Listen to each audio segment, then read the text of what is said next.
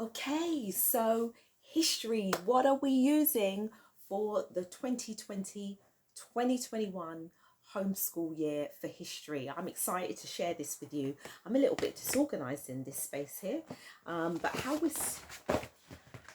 I like when we do any topics for them to be as I can't speak today, as multi-sensory as possible. So I found this calendar online called, I think it's from a company called AE Learning. Yes, www. I don't know if you can see it down there in the corner, aelearning.net. I'll link them below. But basically they produce an annual calendar and they've got beautiful images on them of all the different African empires. So we are going to look into each of the empires. So from the Gold Coast Ghanaian Empire, this one is the Ethiopian Empire. You've got ancient Nubia, ancient Egypt, the Empire of Mali, and so on and so forth. So these pictures, we will, as we're going through, so what it was, so let me explain myself first. It was a calendar online that they produced, and I printed out the images from the calendar onto photographic paper. And in our favourite style of homeschooling, which is a Charlotte Mason style, kind of taking that kind of picture study approach and applying it to history. This is one of the ways we're going to be doing it. So we're going to have the picture up displayed in the study, and then we are going to be using this book, which I have to give a shout out to Homeschool Mummy. Her channel is Sherline XO. I'm going to link it below just in case I said the channel wrong, but she recommended this book in one of her videos, and I was lucky enough. It's a really hard book to get hold of and it can be really pricey, but again, on one of my favorite sites, abooks.co.uk, I was able to get it at a steal. I can't remember exactly how much I paid for it, but compared to some of the other prices, it was super cheap, including shipping. So I got this book, and this covers different pre-colonial empires in Africa. So it includes let's have a look, so early civilizations, and then from there it goes on to Egypt, Nubia, Axum, Ghana, Mali, and the Songhai Empire.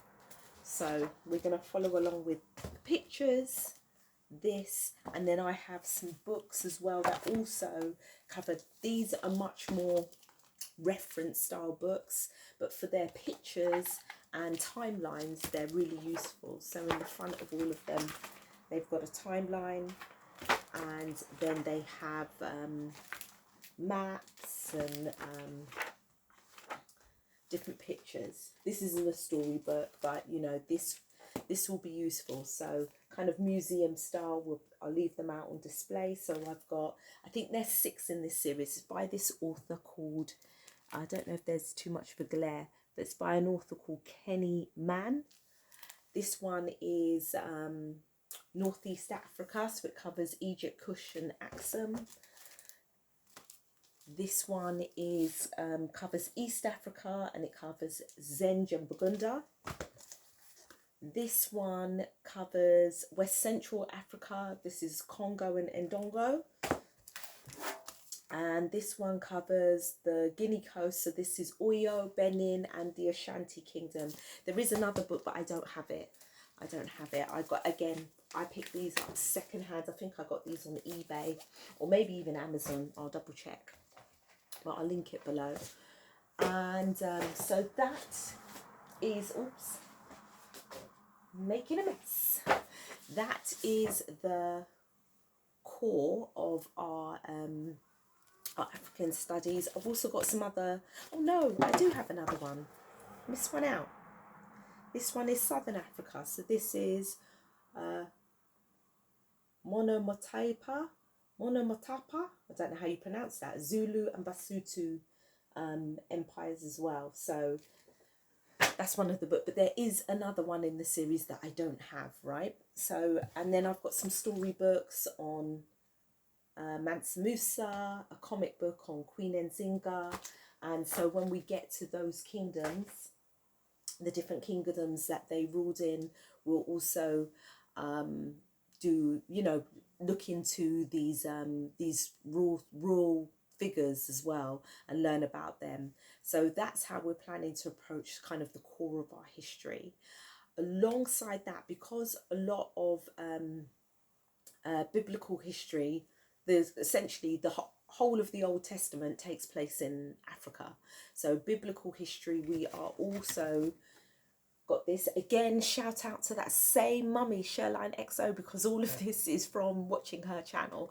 Again, I'm going to link it below, but she recommended this, and this is beautiful. We read this at night time. So this doesn't really happen as part of homeschool per se, but we tend to read these as bedtime stories, and they are, the pictures are just beautiful in here. So it's all the biblical stories presented as people of colour because they're from Africa. And yeah, it's beautiful, just beautiful, beautiful, beautiful. Love these. So we read through those, and we are going to be, so like I said, history is quite broad, so we're going to be doing ancient kingdoms of the past and just going through them slowly. If we, however many we get through this year, we get through. However many we don't. But in addition to that, we also do a composer study. Last year we did Afro French composer called Joseph Bologna, Le Chevalier de Saint George, and this year we are doing an African composer and violinist called Edmund Dede. So this is the book I'm going to be reading, and I'm going to take the contents of this book and either, if it's appropriate to read it to her, but I don't think this is going to be a very interesting read to her. So I'm going to take this and take the ideas out of this book and retell it, and then we will listen to his music as well. And then finally, it seems like a lot of history, but history, cultural studies, it's an important subject as far as I'm concerned. It's a key subject to learn. So history does take, there's a lot that happens with history in our homeschool. We're also going to be doing Marcus Garvey. So this workbook is done by a homeschool mummy, and we are going to be learning about Marcus Garvey, the life and times of Marcus Garvey. The reason why I chose Marcus Garvey is because you know, our heritage is Jamaican as well. So we are UK, you know, we're British, but we live in Britain, but our heritage is also Caribbean. We're part of the Caribbean diaspora, and so we're going to be learning about Marcus Garvey, since a lot of the things to do with civil rights and everything are really born out of Marcus Garvey's. He was the forerunner to a lot of it. So we're going to be learning about him. I'm really excited to learn about this alongside her, and I just think it'll be good grounding for her to understand. So we're going to do ancient history, but also some contemporary figures, Marcus Garvey and Edmund Dede, because I think that'd be interesting. And then this isn't really history, but anything to do with cultural studies and self-esteem. I just want to give this magazine a plug. This is the UK's first magazine aimed at black girls, and there's one for black boys as well called Cocoa Boy. But we got this magazine. We, you know, we proudly purchase this. The mum that launched this, when she left her job to start this, she was basically told there is not a market for this type of magazine, and that's hence why it never existed before. And she's done it, and it has been met so favorably by children. My daughters love it. Love it, love it, love it, love it, love it. It's a beautifully done magazine. It's got great competitions in it. Let me give you an example.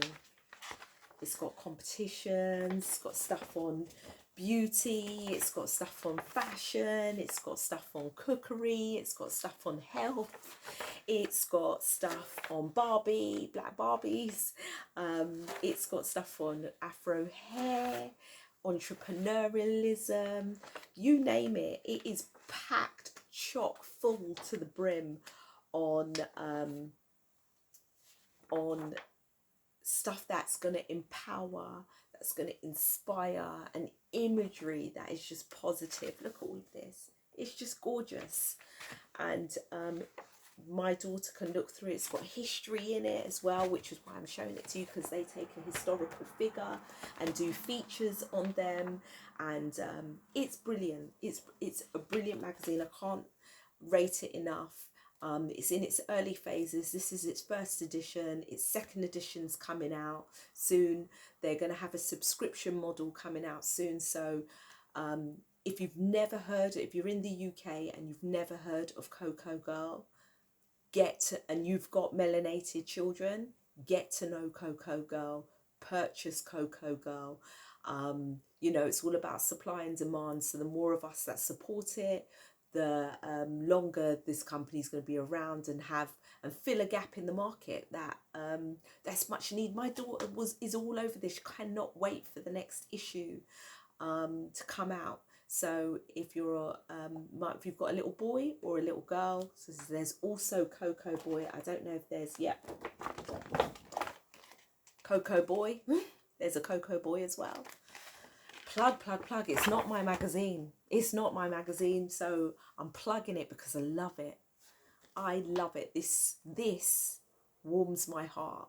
Why? Because when my daughter saw this and started flicking through, her eyes lit up, and every other mum I've spoken to that has a little girl, watching them flick through a magazine and see themselves, it does something for them, for their self-esteem. It gives them a place in the world, in terms of beauty and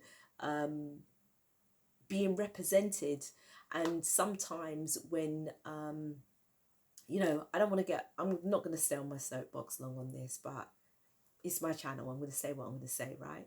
But sometimes when you're underrepresented or misrepresented in the media, when your story is told in a positive light, it does something for a child's self-esteem. And this magazine goes some way. It goes a huge way. It takes a huge leap forward to presenting imagery to black girls in the way that they should be presented, and that is as young queens. I love this magazine. I really do. So if you have a child of colour, whether they be biracial, whether they be fully melanated or partially melanated, this magazine is for them. It speaks to them. So yeah, that is Coco Girl, and that really concludes what we're doing for history.